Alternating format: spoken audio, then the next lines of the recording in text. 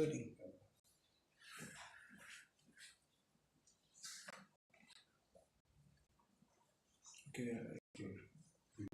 One less.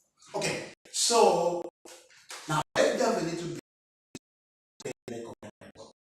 in successful marital relationship. There has to be a common goal. Okay. And vision.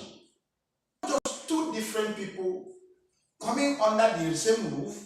Maybe they stood in church and all of us. One is going to Enugu, one is going to Biokuta, and there's no relationship as okay, this is there's nothing common among the Biokuta and the Enugu that both of them are going.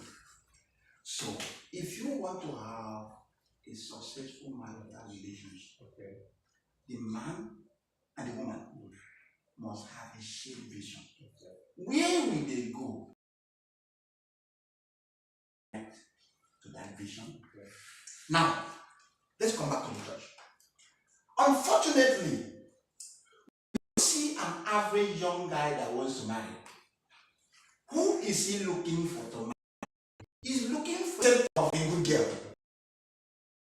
For a guy, a girl that attends our church services, sings in the choir, dresses very fine. Lovely. And then you see someone, when I say, I don't know what word to use so that I'm not misunderstood. When I say unnecessary emphasis on this good girl concept, you see when the church emphasize virginity, as beautiful as that is, unfortunately, that lack of marriage will be more than the concept of a good girl to make that work. Even in the Bible, you see virgins. Okay. You see among the virgins, you have some that were fools. They were all good girls in good, but there was something they lacked. So, for that average guy that is looking for a good girl, I tell you, yes, I wish you all the best. I pray you could find that good girl. But look beyond mere good girl. For you to be able to have a common vision, pursue a common goal, you need somebody that can think. You need somebody that is not seeing marriage as a destination. You need somebody that sees marriage as a route to somewhere. That is not seeing, oh, if I can just find that lovely guy, that beautiful guy, I'm married, I don't settle. I come to an end, and then she falls in love in quote, if that is real love. Okay. With that lovely guy, and she comes, and what has she done? She has settled. Okay. And the young man is busy struggling, hustling. So for you to have that third leg work, you need somebody with the mental capacity to reason. You need somebody you can reason and think with. You need somebody you can share ideas with.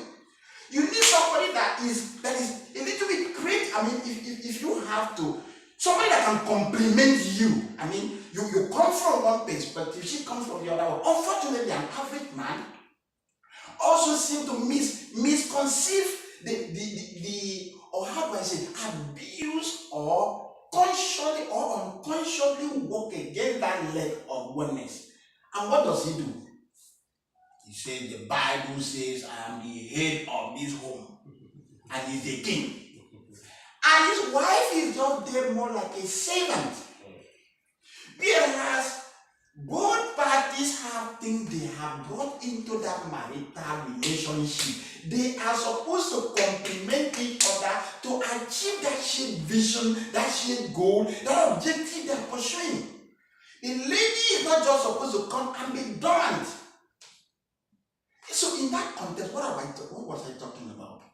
That it is not enough to just talk about you looking for that good girl. When you get into the home, you need somebody that can think. You need somebody that is ready to learn. I mean, knowledge is not static. In the world of today, continuous improvement is almost the only way out. if you cannot develop yourself, I mean, you are stuck. I mean, Avantoflo would have known this when he said that the illiterates of the 21st century are no longer people who cannot read and write. I mean, traditionally, that's what we think. The illiteracy is not peace, people who cannot read and write. But Avantoflo said no, that in this age, those people are no longer the illiterates, but that the illiterates of the 21st century are people who are not willing to learn, unlearn, and relearn. So you need someone who has that mental capacity to learn, unlearn, that is delay what she had learned, which is no longer relevant, and learn new things so that continuously you people can be connecting together to pursue that shared vision. You need somebody that is able to think and reason with you, to be able to even align as in where are we going? What path do we need to take to get there?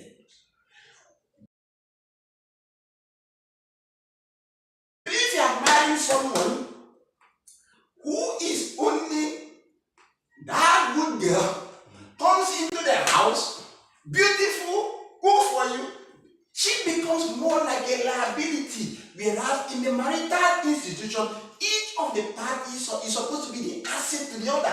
I'm supposed to be an asset to my love, and my love is supposed to be an asset to me. It should be a liability, a load I am carrying.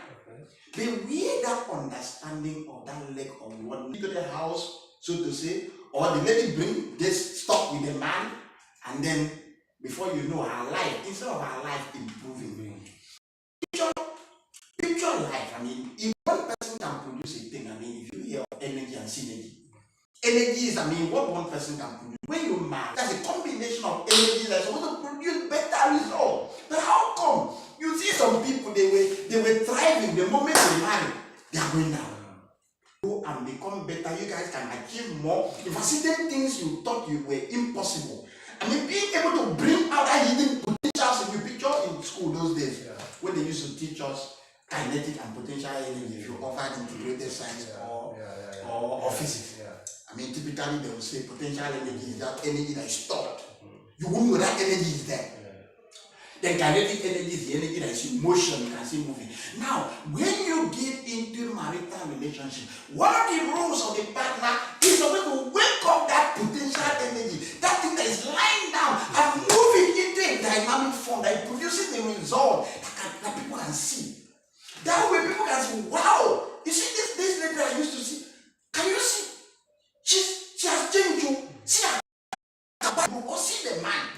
But where you get into a relationship, and at the end of the day, what is coming, even the small kinetic energy you have, has become potential, has become dormant.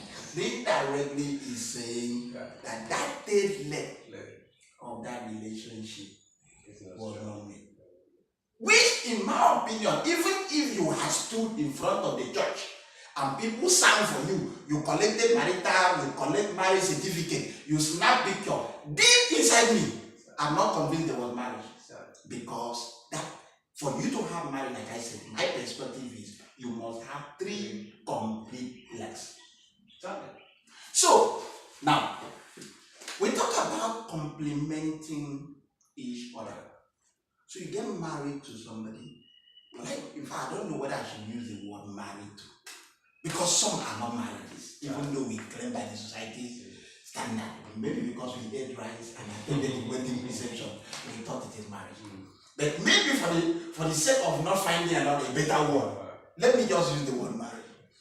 You get married to somebody, and then you get into a home. The person comes into the home, and she has finished her own. Almost every attempt to develop the person is not working. I mean, the person is not ready to learn. The person is not ready to learn. The person feels, oh, I'm alive. Or even the person's reasoning is, I mean, the reasoning sometimes can even affect even the living, the lack of living. Part of the reasoning can affect the lack of grieving. And then you begin to struggle. And maybe because of what will people say. Yes. You keep struggling in the home because you don't want to hear divorce. In the same house, two independent people in the same house that are living, would I even say that living together? Let me say that living under the same roof. Yes. Because for me, if I say they are living together, there should be a real connection between them. Yes. In the name of husband and wife, they are living under the same roof, but there is no connection. So that to me is typical instance of what you have when you cannot maintain all those legs of marital relationship. Okay. So now you have a guy who has seen that good girl. Okay. The guy has left, and the guy has left his people, has crept to his wife, and part of the drive for oneness, he has a duty. Typically, like somebody will say, on wedding days, what do they typically call the guy? They call the guy the groom, or some call him the bridegroom. Yes. Now, Okay. while the guy's head is high up, that, oh, see me, I've become a full man. Okay. Does he understand that he has a duty? When the Bible tells him, oh, for the man is the head of the home, and the guy begins to see the headship as the head of domineering over the wife, does he recognize that if he's a head, he's a leader? So when they say, if you